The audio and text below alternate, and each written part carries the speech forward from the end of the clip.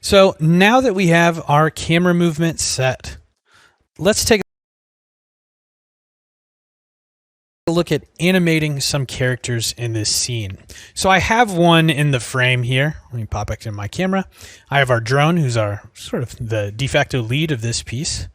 And the drone needs to essentially descend from the clouds and just sort of drift nicely into frame here with this sort of like J-shaped movement.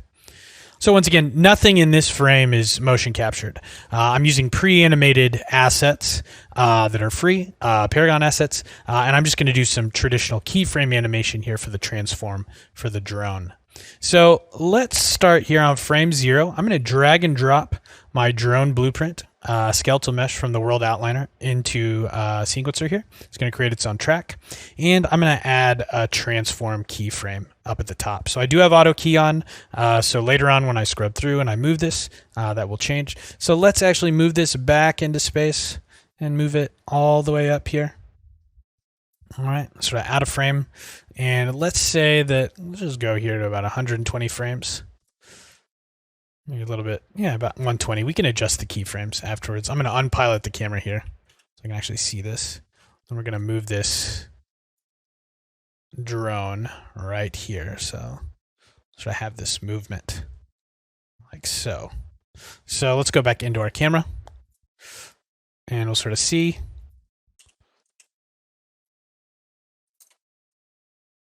Got the drone here. Now that's a very simple translation, right? Point A to point B. Let's get back in our camera.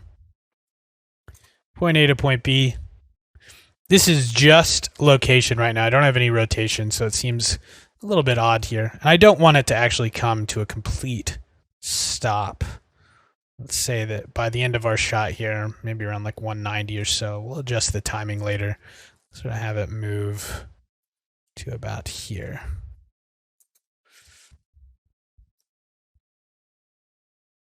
I know I'd cut out before that moment. So I'm just going to look at it again, sort of scrub through. That looks great. So let's add our rotation values too. So once again, let's go into our rotate mode here. I'm going to click on the blueprint right here. Press the E key to go into rotate. Of course, you could do that up here with these little buttons.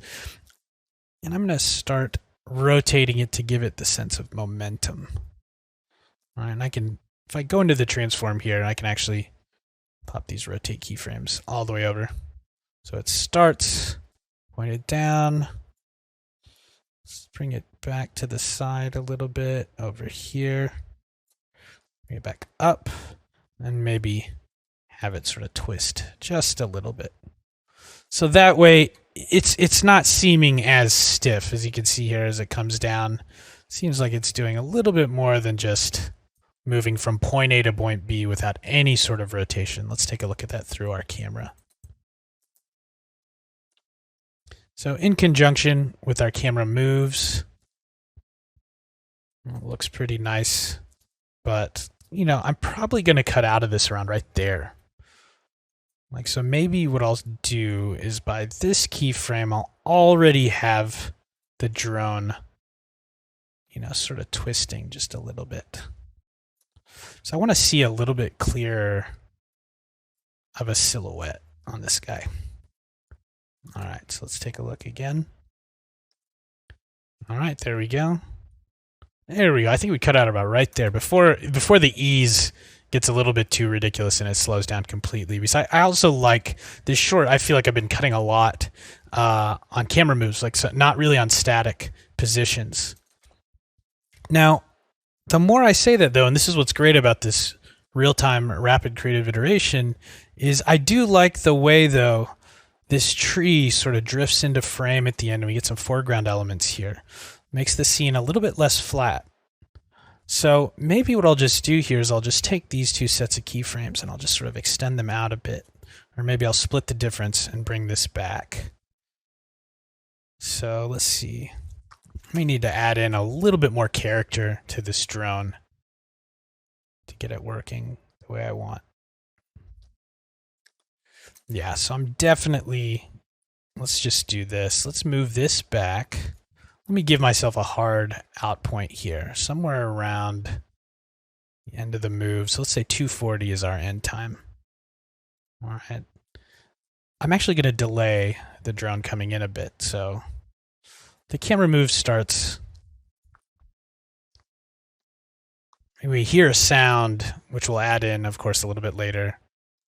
And then our drone appears. Nope, it's a little bit too late. So I'm going to have to bring him in a little bit earlier. So let's move these.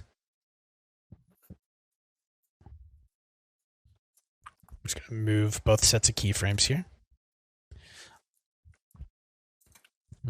Retime it again. See how it feels.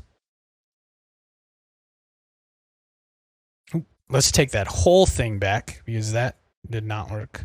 All right, so I've adjusted these keyframes a little bit more here. So we have an empty frame at first, just the landscape. We hear a sound, and towards the end of the shot, there we go, the drone sort of comes in. All right, so let me just adjust the performance here. I think at this point, we want to start twisting just a little bit so you can see that it's moving. Let's add a little bit of a twist before we actually see it. Let's add a bit of a twist here. So it'll come out of it. So we can't see it just yet, but let's sort of exaggerate this movement by rotating it on that axis. There we go. So it's sort of settling into it there. And what I might do is actually bring this rotation keyframe forward a little bit. Maybe add a little bit more to give us the impression that it's scanning. And then just add a keyframe here after we've set the endpoint.